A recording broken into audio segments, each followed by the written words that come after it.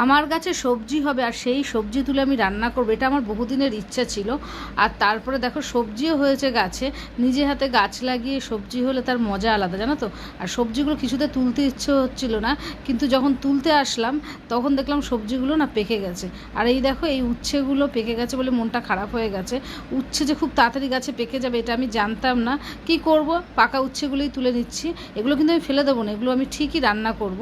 আর তারপরে দেখলাম যে একটা কাঁচা উচ্ছে আছে, সেটাকে আর পাকতে না দিয়ে সেটাকেও আমি পেরে নিয়েছি। আসলে অনেক আগে পারা উচিত ছিল, কিন্তু ওই যে বললাম না, মন খারাপ হচ্ছিল পারতে। আর তারপরে চলে আসলাম বেগুন নিতে। আর বেগুনগুলো না এত শক্ত ছিল, কিছুতে আমি পারতে পারছিলাম না। আর কাটা ছিল, আমার অনেকগুলো কাটার খোঁচাও লেগে গেছিলো।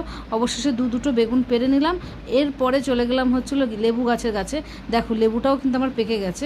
যাই হোক, সবজি তো গাছে হয়েছে, আর এই দেখো কতগুলো সবজি হয়েছে, এগুলো আমি এখন করব রান্না।